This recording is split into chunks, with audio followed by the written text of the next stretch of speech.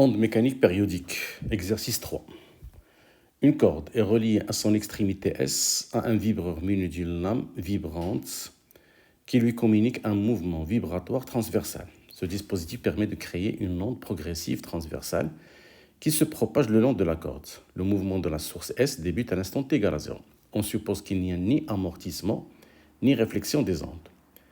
Alors, première question, laquelle des deux courbes A ou B représente l'aspect de la corde? Alors, la première courbe, la courbe A représente Y en fonction de X. Donc, c'est l'aspect. La courbe B représente Y d'un point N en fonction du temps. Donc, c'est l'élongation de N. Donc, c'est la courbe K qui représente, c'est la courbe A plutôt qui représente l'aspect de la corde. Question 2. En exploitant les courbes A et B, déterminez la longueur d'onde, la période, la vitesse de l'onde et l'instant T.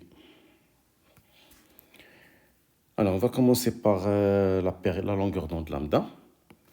La longueur d'onde lambda, c'est la partir de la courbe A. C'est la période spatiale.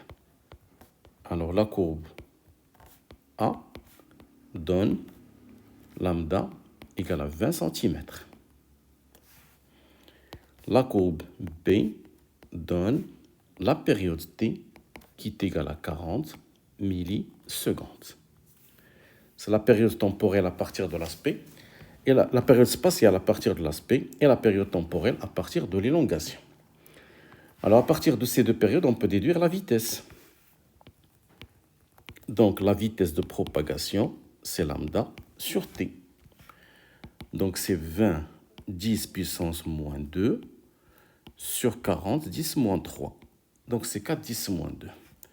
Donc, la vitesse de propagation, c'est 5 mètres par seconde. Alors, après, on cherche l'instant T1. L'instant T1, on a pris cet aspect, l'aspect de la figure A. Alors, à l'instant T1, on a la distance traversée, c'est SF1. Donc, la vitesse, c'est la distance SF1, c'est la distance entre la source et le franc, sur T1 moins T0. Ce qui va donner T1 égale la distance SF1 sur la vitesse plus T0. Alors, si on remplace par les valeurs numériques, application numérique, donc T1 égale.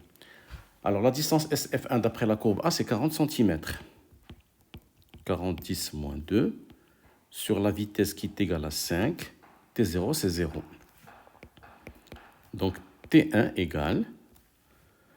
Alors, c'est 40 sur 5, ça fait 8. C'est 0,08. Bien, c'est 8. 10 moins 2.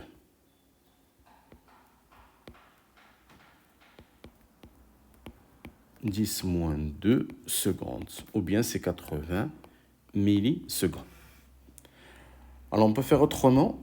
Alors, on a la distance SF1 égale à 2 lambda. Donc, l'instant T1 égale à 2T. C'est par proportionnalité, on peut déterminer l'instant à partir de la période, en fonction de la période. À partir de la distance, en fonction de la période lambda. Alors, question B, petit b.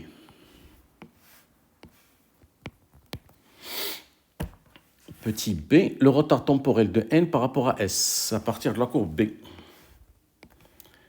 Alors, la courbe B donne la valeur du retard de n par rapport à S, c'est 20 millisecondes. C'est la moitié de la période temporelle, c'est un demi-t. Alors, détermine le retard de n par rapport à S et en déduire l'état vibratoire des deux points.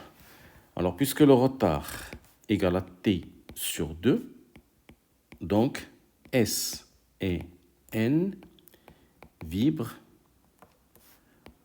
en opposition de phase.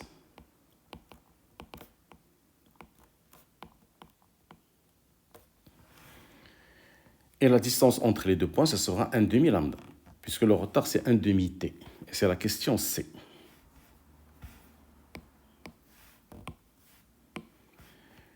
la question C.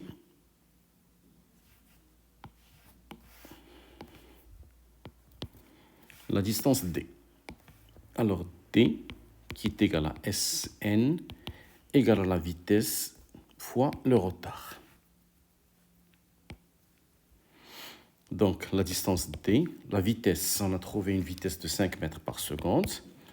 Alors le retard, c'était sur 2, c'est 20 millisecondes. Donc c'est 2, 10 à la puissance moins 2. Alors ça fait 10, 10 moins 2, donc c'est 0,1 mètre, qui est égal à 10 cm. Et c'est lambda sur 2. Alors la question 3. Question 3. Déterminer le sens de mouvement de S à l'instant t0. Alors le sens de mouvement de S à l'instant t égale à 0. Alors on va commencer par YS à l'instant t0. C'est Y du franc F1 à l'instant t0 plus t1. Et d'après la figure A, F à l'instant t1 plus t0 a un mouvement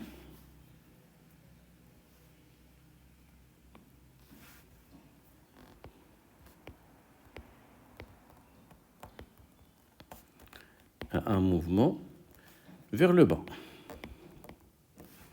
Donc, S, donc la source S, à l'instant t0, avait un mouvement aussi vers le bas.